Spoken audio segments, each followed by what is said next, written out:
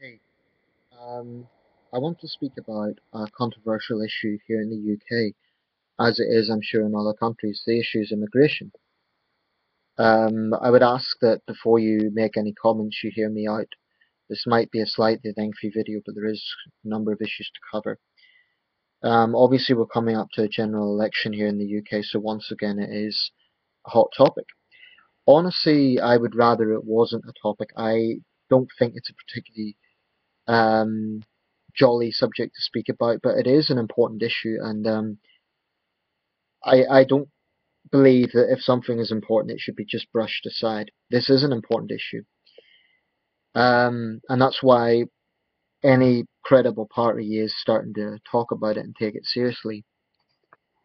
Obviously, UKIP's in the news a lot for their perceived hardline immigration stance. Actually, I will say one thing for UKIP, and I'm not a supporter, but I will say that I don't see any evidence that they are opposed to all immigration. That is a bit of a caricature that's been spun out of control. I've looked at their manifesto, and what they seem to be opposed to is EU immigration.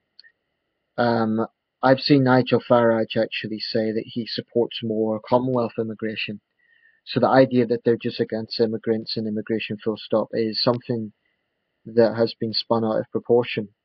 I think it's because they do come across as sort of an angry defensive nationalist group that there's that perception, but it's misleading. And what I would say about any political party is people should form their views on parties based on the party's own websites, their own manifesto, not on what newspapers perceive them to be.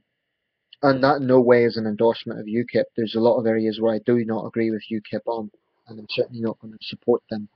In fact, I took one of those political pendulum tests, and apparently my positions are very not aligned to UKIP at all. So that was interesting. But I think it's a lazy caricature to just say they're lazy and they're racist, and that is it. The only reason I'm mentioning UKIP so much is because they are sort of the poster boys and girls for the immigration debate.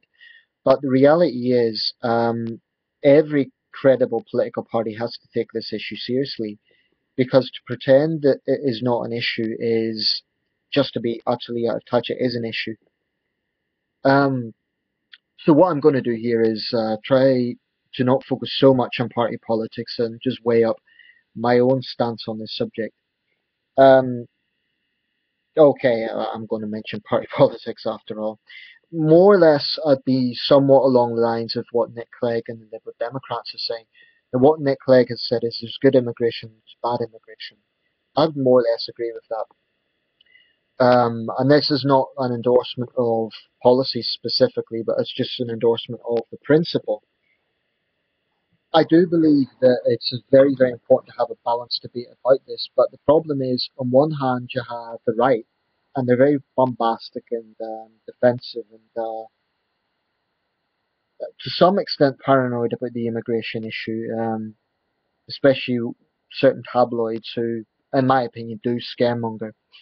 On the other hand, there is a strong element of the political left that need to wake up, or maybe left isn't even the right description. Perhaps I should say liberal element that really do need to wake up and recognise that there is some genuine concerns out there. We are a small country, so it is absolutely common sense that we have some controls in place on the issue of immigration.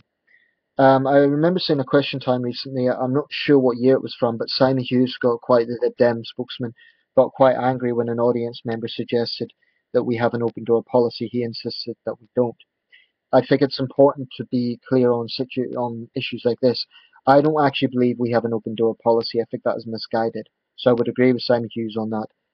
But I think that public fear about the situation being out of control is to some extent justified, because there is a problem in this country with far too many people coming here, not integrating, and that leading to problems. It is a genuine concern that people have. Now, when parties like the Greens are pushed on this, they try to explain it due to economic factors. and that people in areas, for example, with high deprivation, generally have higher levels of concern. So Natalie Bennett pointed out an interesting thing. She said that in areas where there is higher deprivation, but in some cases a lower level of immigration, for some reason there seems to be a higher level of anxiety about immigration. I think she may be raising a valid observation there. Nick Clegg touched on that as well in the leaders' debates in 2010 when he said that there should be a strategy whereby immigrants are not sent on areas where there is a high pressure on public services. In other words, don't sort of add fuel to the fire and fuel far right groups, give them ammunition to say, oh, look, we're being overrun by immigrants, because that's where these sort of situations arise, whereby there is serious problems in society, economically speaking. And then you have immigrants come in and through no fault of their own, they are then scapegoated.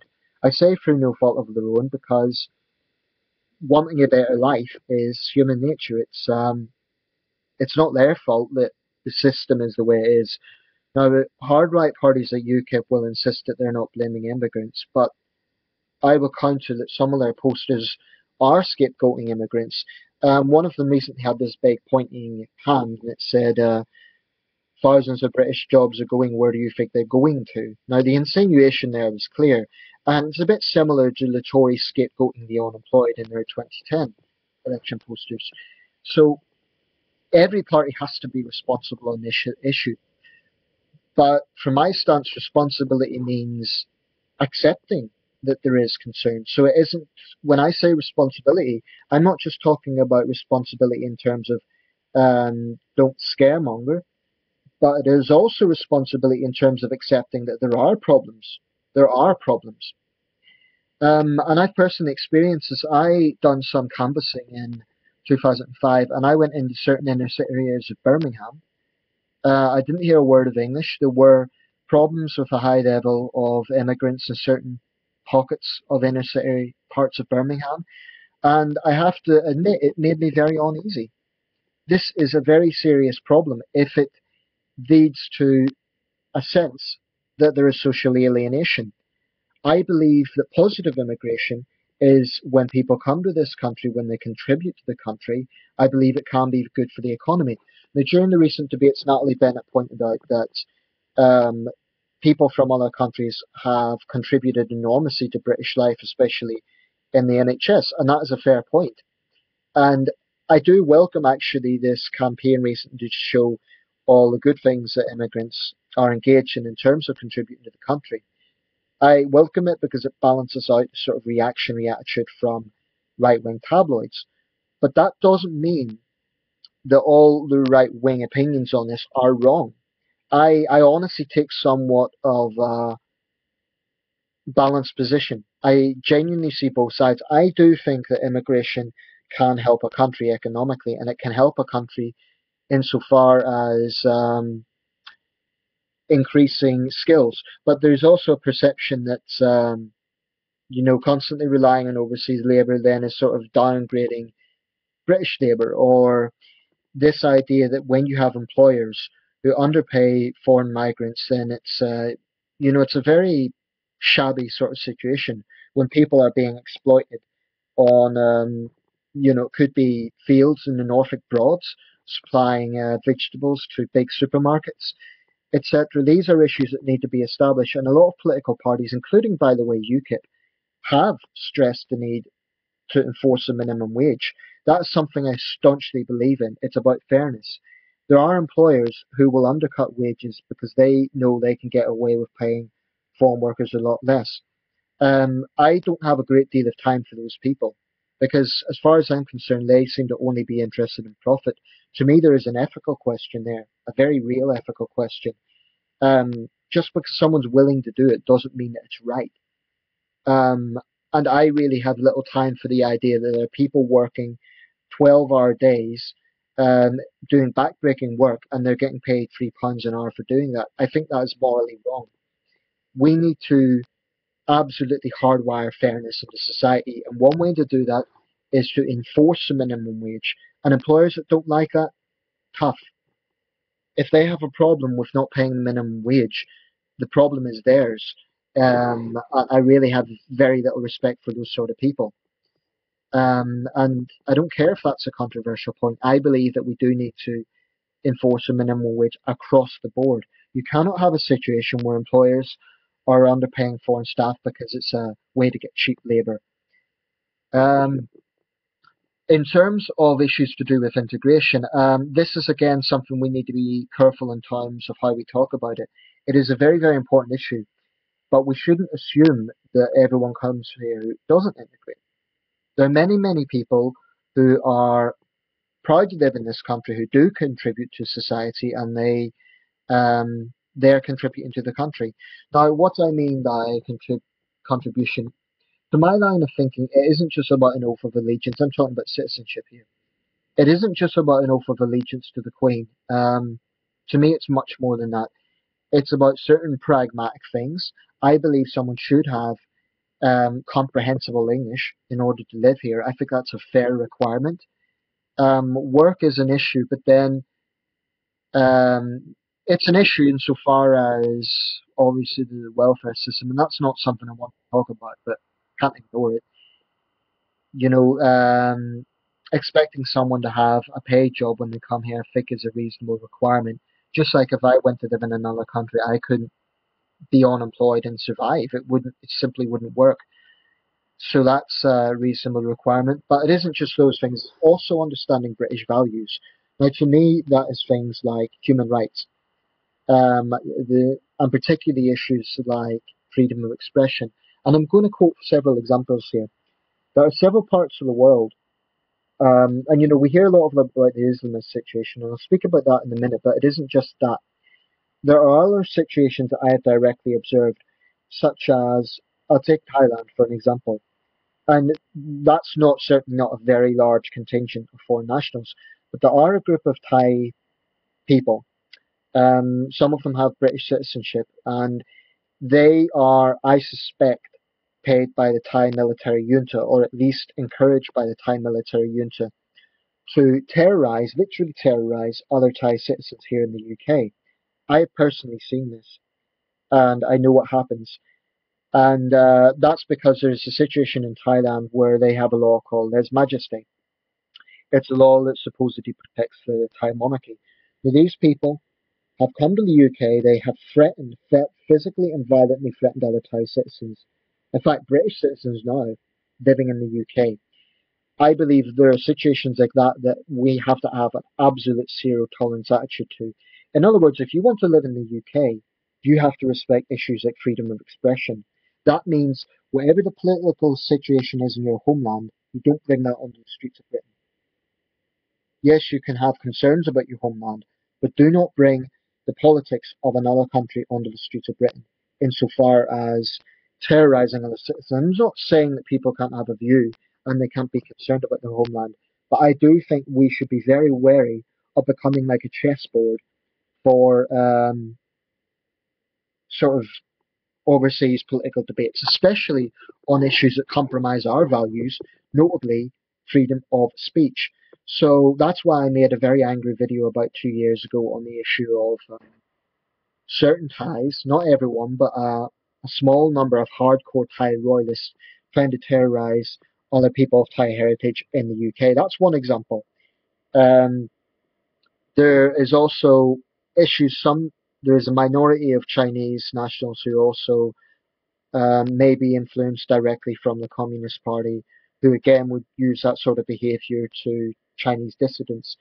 Now, what I would say about this is freedom of expression is for everyone, so I stand by everyone's right to have an opinion on pretty much anything, short of making threats. And this is the caveat to freedom of speech.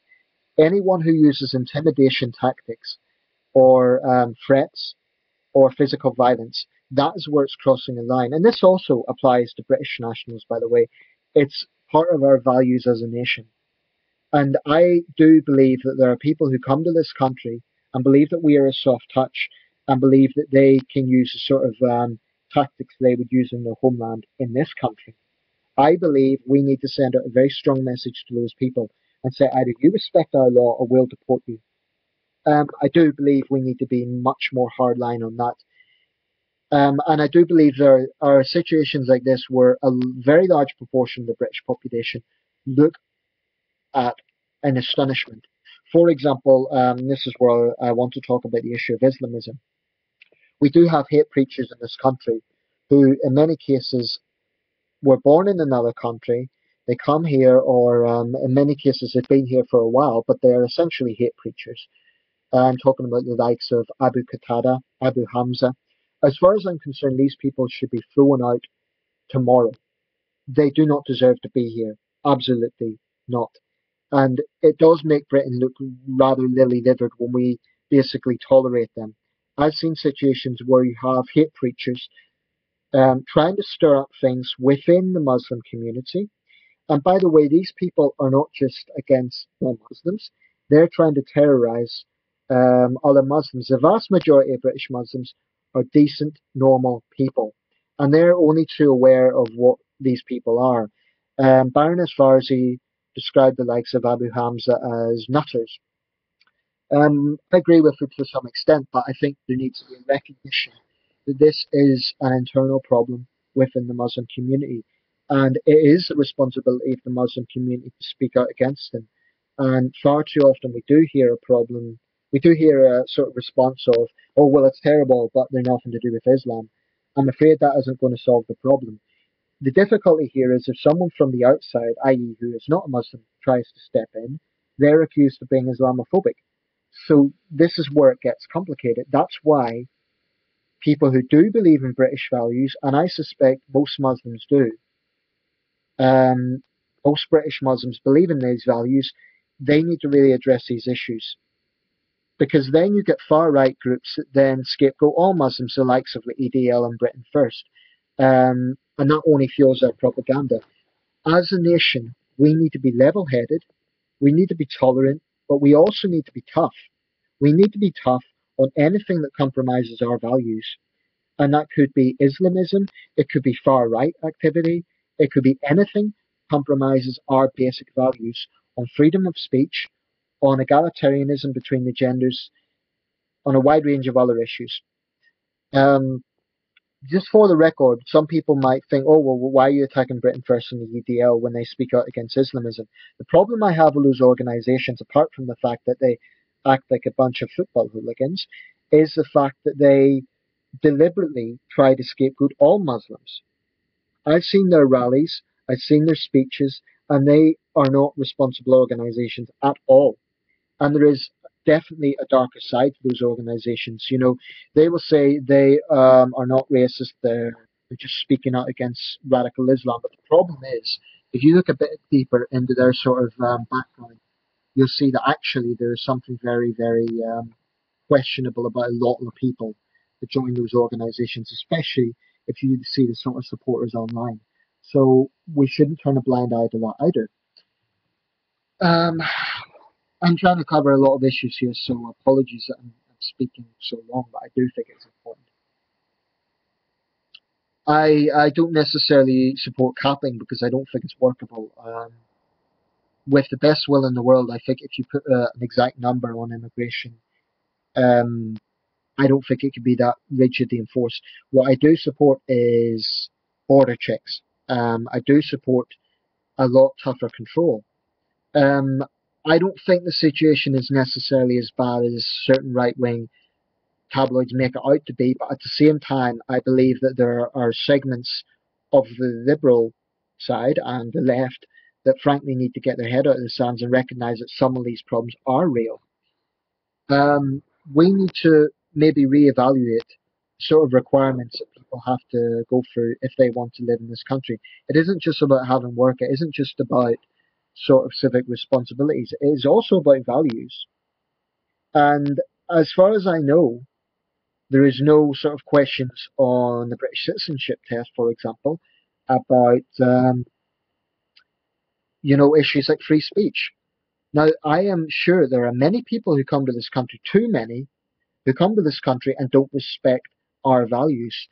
I also believe that people who want to come here should show not just that they are coming here for a better life, but they actually have a strong affinity for this country. That comes in parcel with being a good citizen.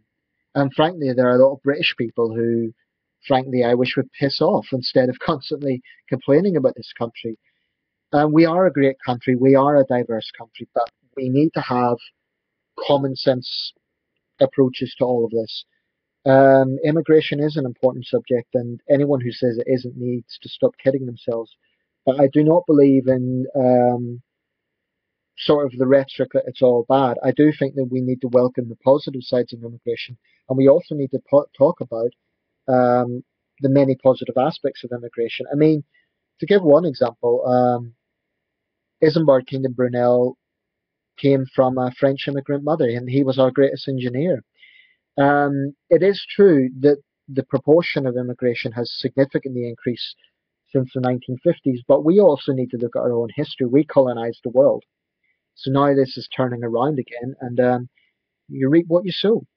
So our history determines that we are, by definition, a diverse nation. And that's okay, it's not a bad thing. It can enrich the country. But there should not be a situation where there are pockets in this country, no matter how much the left may deny it, that are isolated and are living in their own little bubble. And there are also pockets of far right agitators who try to scapegoat all immigrants and all foreigners, and they're equally dangerous, and that situation is equally dangerous. I'm going to leave it there because I've been talking for a long time now. But, I really believe that the best approach to this is a balanced one, and both sides need to calm down and just really, really reflect on everything. So it's not a case that it is out of control. It's not as bad as certain right wing tabloids make it out to be. But by the same token, there are legitimate issues and legitimate concerns that do need to be addressed.